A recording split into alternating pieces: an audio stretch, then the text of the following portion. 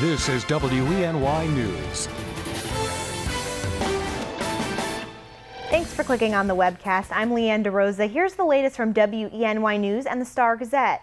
The polls are opening around New York State this morning for voting on school issues. According to the Star-Gazette, school budgets, board races, and propositions for the public schools are on the ballot. Here's a list of polling hours for some of the districts across the southern tier. The hours vary between districts, but they all close at 8 o'clock tonight. It's also voting day for the folks in the northern tier. It's primary election day in Pennsylvania, and at the top of the ballot are nomination races for 3 seats on the state Supreme Court. Of the 12 possible candidates, the top 3 vote-getters in each party will compete in the general election for a 10-year term on the state's highest court.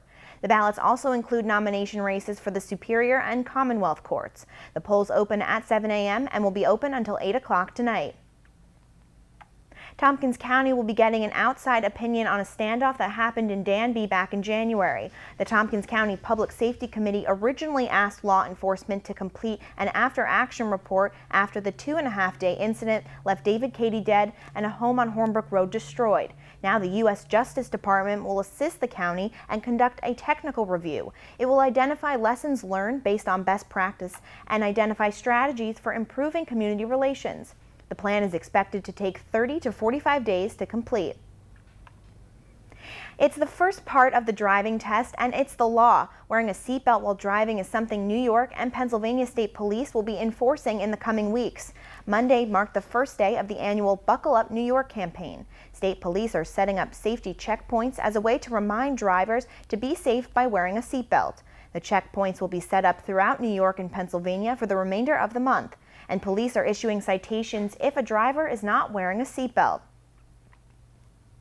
Now here's meteorologist Craig Flint with today's forecast. Good morning, Craig. Hey there, Leanne, and good morning to you. Good morning, everyone.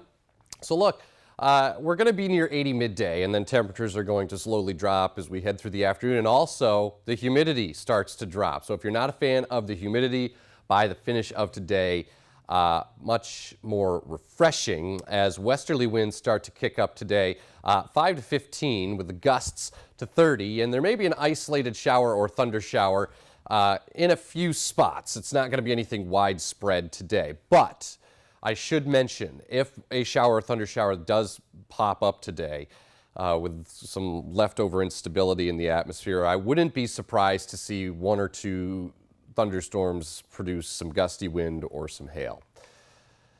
So those are with a cold front that's continuing to work its way to the east. And then take a look at the temperatures. So 80 today, down to 59 on Wednesday, and then back to 64, 62, and 66.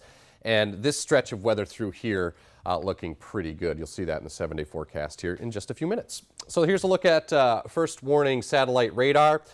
There goes the front. So we had some rumbles of thunder with it that moved through last night. So that is now working its way to the east. Winds will shift out of the west this afternoon, start to usher in some of that drier and cooler air. And I just wanted to show you this. Notice the spike in humidity. This is dew point temperature. Basically what this measures is the amount of water in the air. So the higher the number, the more uncomfortable it is. And you can see this kind of arm, this push of humidity up over us. Dew points have been in the 60s this morning, but as we look to the west, notice the dew point temperatures in the 30s. So that implies cool, dry air, and this is heading our way, and it will be here by later this afternoon.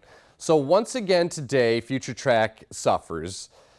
You know, this is why there's a human doing the forecast, because it's not going to look like this at noontime. There's not going to be this big, huge area of rain over top of us. It's an isolated threat. You know, Future Track was having issues yesterday too, and I think it's still kind of suffering a little bit today. Yes, there's an opportunity for 1 or 2 scattered showers or storms around the region this afternoon, but certainly nothing like this particular model's saying. We should be near 80 midday, and then as that westerly wind starts to pick up this afternoon, it will start to cool our temperatures down, only gradually though, and the humidity levels will come down too. Overnight tonight, skies should be partly cloudy. There may be a little patchy fog or a brief sprinkle in spots, and a few of those left over into Wednesday morning. Then as we head through the day, Wednesday, partly sunny, a windy, cool kind of fallish day, as winds will be northwesterly. And I think temperatures on Wednesday will likely stop sub 60 degrees. So we'll be in the 50s on Wednesday. And Wednesday night, 30s. So there could be some patchy frost Wednesday night into Thursday morning. But Thursday, of course, 2,300 degrees kicks off Thursday. Looks like a lot of sun and fresh air, 64. Clouds and sun Friday, 62. Maybe a brief sprinkle in the afternoon Friday, but mainly dry as a little weak weather front comes through. And then it gets chilly again Friday night, 30s, so some patchy frost again, likely or at least possible Friday night, still a few days away. But a great looking day on Saturday with sun and 66, warmer on Sunday, sun and 75, and there may be a shower or storm late in the day for Memorial Day, and a high near 80. Leanne? Looks like a great weekend. Thanks, Craig. For the latest news, weather, and sports, be sure to watch WENY News at noon, 5:30, 6, and 11. And don't forget to pick up a copy of today's Star Gazette. I'm Leanne DeRosa. Have a great day, everyone.